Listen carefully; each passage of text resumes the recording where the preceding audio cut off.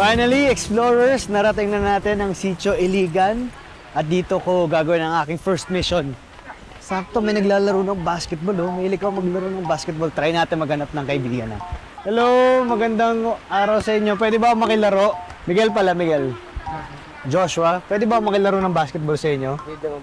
Pwede, pwede. O sige, sige, laro tayo basketball. Ang una kong nakilala dito sa Sitio Iligan ay si Joshua. At tulad ng mga kabataan sa ibang parte ng Pilipinas, basketball ang hilig laruin ni Joshua kasama ng mga kaibigan niya. Siyempre, kahit malayo sa bayan ng lugar nila, may court dito. Kaya lang, madalas nasisira ang ring at net nila. Pero hindi problema yan dahil pag nangyari yon, sama-sama nilang inaayos to. At kahit walang hagdanan, meron namang kawayan. Mahilig talaga kayo maglaro ng basketball dito? Opo, nasira lang po Yung? amin kong bola. Oo nga eh. Ito yung gamit yung bola, no? Hindi yung leather talaga, no?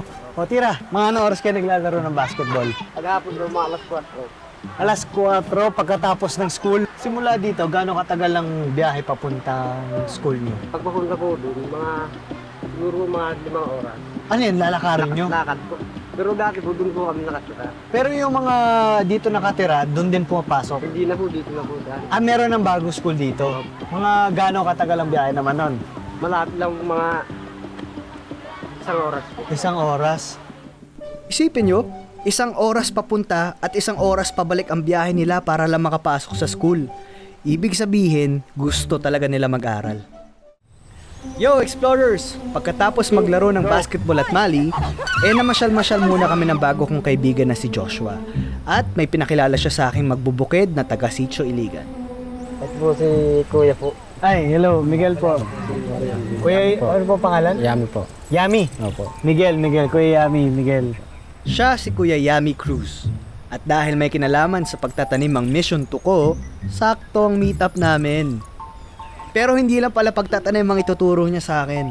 Kuya Yami, may narinig akong istorya. Yung mga ninuno nyo nakikipag-usap gamit yung halaman. Totoo ho ba yun? Totoo po yung yung pagka nakikipag-usap sila. Halimbawa po sa dalaga o kaya binata, ang ginagamit po nila dun yung mga dahon. Katulad po ng tinatawag po nila na tibig. Sa ano ho ibig sabihin ng tibig? Kunyari, yung lalaki, binigyan ng tibig yung dalaga. Ay ibig sabihin po umiibig siya dun sa dalaga. Kasi magkatunog, tibig. Opo, Tibig. opo. Pwede kong lagay sa bag ko to. Pag uwi ko ng Maynila, may pagbibigyan ako ng tibig. Sige po. Ganyan pala magpakilig ang mga dumagat. Lingguehi, ang tawag sa kanilang kakaibang style ng pagsasabi ng damdamin gamit ang mga dahon. Subukan nga. Tawag po nila diyan buko-buko. Halimbawa nakita ng matatanda, para silang kumbaga sa kuwan na buko na Nahuli. nahuli. Opo, parang nahuli po. Okay. Yan naman po yung sakate. Ang ibig sabihin mo, sakate, sakali po na magkatita uli sila po. Baka sakali lang. Opo, baka Ito, sakali. ano ibig sabihin naman ito? Ano ang tawag po dito? Ang tawag po diyan ay pako. Ang ibig sabihin po ng pako, may pangako daw po sila. Pako, pangako, kasi Opo. katunog. Opo. Kunyari, pako, tapos tibig, pag pinagsabay ko yun, Opo. pangakong mahal kita, parang ganun. Opo, parang ganun po. Sa mga dahon pa lang, kitang-kita mo na ang yaman ng kultura nila. Kaya hindi na ako nagtataka na expert si Kuya Yani sa pagtatanim. Gano'n na ho katagal ba dito ang mga dumagat sa lugar na to, Norzagaray, Bulacan? Ang pagkakasabi po nung tatay ko mula pa po nung wala pang dam. Pero ang kanilang mga ninuno, ang mga unang taong nanirahan dito sa Pilipinas, 40,000 years ago pa. At sa panahong yon, hanggang ngayon, ang mga lawa, ilog at mga sapa ang bumubuhay sa mga dumagat dito sa Sitio Iligan. Kaya nga lang po wala pang makitang tanim ngayon, inaantay pa na medyo bumababa pa yung dam. Depende ho sa taas ng dam, yung pagtatanim nyo ho. Pag halimbawa po patag-ulan na, tataas na din yung tubig. Kailangan bago din tumas yung tubig, ma-harvest na din po yung mga pananim. Gano'n ho kahalaga yung ilog sa pang-araw-araw nyong buhay dito? Bale, yung ilog po, siguro po, pagka walang ilog, wala na rin po sigurong tao. Kumbaga kaya dito napiling tumira ng mga ninuno nyo Opo. Ay dahil sa ilog na ito, nakita Opo. ko nila. Salamat sa sinabi niya dahil mas naintindihan ko na kung gaano kaimportante ang mga anyong tubig sa buhay nila. Saan man tayo magpunta, laging bahagi ng mga buhay ang mga awit, tugtugan at sayaw. Mapa-TikTok challenge man yan o hataw sa stage o di kaya yugyugan sa fiesta. Laging may kwento ang bawat awit at galaw. Sa iba't ibang bahagi ng Bulacan, ang kantahan at sayawang katutubo ay nabibida nila tuwing merong pistang dumagat. Pagka malapit na magpipista, dito pala ang gagawa na kami ng mga kubo-kubo namin. Tapos bawat sityo, kanil-kaniyang pagluluto. O sama-sama rin pagsasaluhan ho ng sama-sama. Bale, lahat-lahat ho kami, sityo, bale 24 ho, Bulacan na ho yun. Yung nabanggit na kubo ni Kuya ay tulad nitong damara na itinayo ng mga taga Sitio Iligan. Sa amin po, pagka tinawag na damara, yung ganyan po may bubong ng mga dahon-dahon. Pero lilinawin lang ni Kuya Yami, Pagka damara po, Tagalog. Kapag sa salitang dumagat po, demara. ang damara o demara ay isang silungan na gawa sa kawayan at dahon ng nyog. At alam nyo ba na ito ay tinayo ng 4 na tao sa loob lang ng 1 oras? Grabe, lupit no? Kasama sa mga ginawa nila ay itong mga bulaklak na nakatali sa mga poste. Ang ibang poste naman ay may kakaibang design na ang tawag ay Pinayasan, kahoy. Parang maganda po dekorasyon. Parang bulaklak siya na yan. pero hindi lang ito basta-bastang nilalagay sa mga poste, explorers. May ibig sabihin din to. Simbolo po na siya ay gagamitin sa mga kasayahan. At pag may kasayahan, syempre tulad sa anumang lugar sa Pilipinas, nagkakantahan din ang mga taga Sitio Iligan. At ang most requested song ay ang Kantang Dumagat.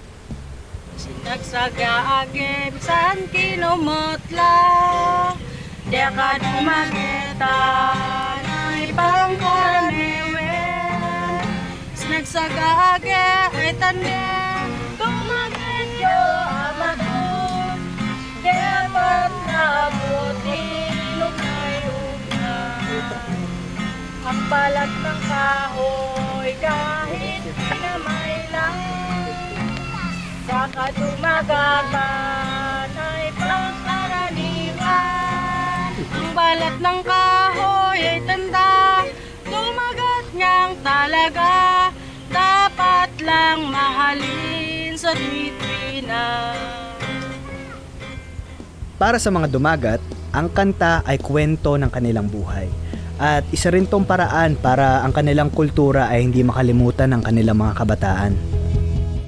Para sa aking third mission, kailangan mahanap ko ang perfect spot para sa picnic sa tabing ilog. Kaya syempre, hihingi ako ng tulong. Pero Rolly, kasi kailangan ko sa mission ko na mag-picnic sa tabing ilog. Saan ho yung lugar dito kung saan ho kayo nagtitipon-tipon?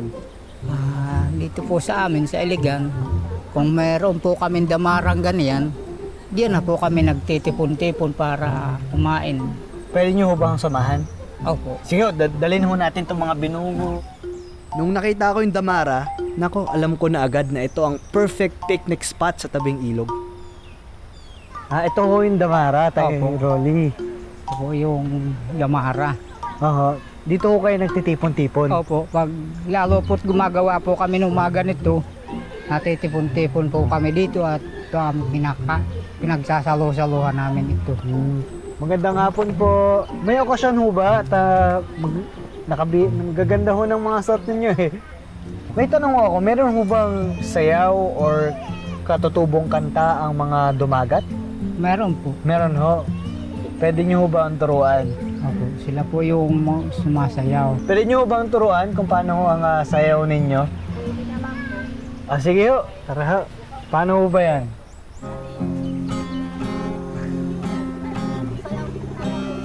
Ako kasali po ako. Paano po ba? Ang mga sayaw daw nila Ganyan, ay ganyan. inspired ng mga nakikita nila sa kalikasan, tulad ng mga alon sa tubig o di kaya ng mga dahong kinukumpas ng hangin. Gagayan ko si tatay. Ganito pala ang picnic ala dumagat style. May sayawan at tugtugan, may nagsaswimming sa gilid, may naglalaro. Grabe, saya pala nito. Mali. Try ko naman po mag-gitara. Try, Rolly, try ko. Okay.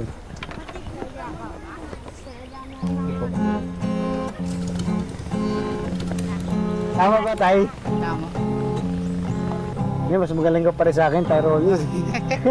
Nga po. Ayun, maraming salamat po. Thank you. Sa inyong lahat po sa Sitio Iligan, kay Tay Rolly, maraming salamat po sa pagtuturo sa akin ng inyong sayaw, ng inyong kanta. Nag-enjoy po ako. Marami po akong natutunan, kaya maraming salamat po. Thank you po. Thank you. Ingat po kayo palagi, ha. Salamat. Bye-bye ho. Bye-bye. Salamat ho. Yo! Mission 3 accomplished! Good job, explorers!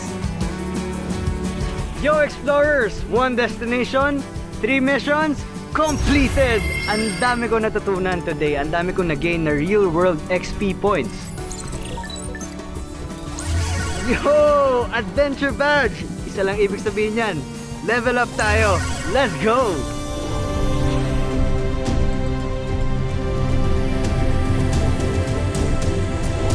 Water is life. Tulad ng buhay ng mga katutubo nating dumagat dito sa Sitio Iligan, Norzagaray, Bulacan, ay kitang-kita natin na nakatali sa ilog. At ang tubig sa ilog ay tuloy-tuloy ang agos, gaya ng buhay nila na tuloy-tuloy din na nag-iiba. Pero ang nakakabilib doon, explorers, ay gumagawa sila ng paraan upang ipagpatuloy ang kanilang katutubong tradisyon. Ganda, di ba? Lagi niyong tatandaan na experience is the best teacher. See you ulit sa next adventure. Walang absent ha. Tara G sa Planet XP!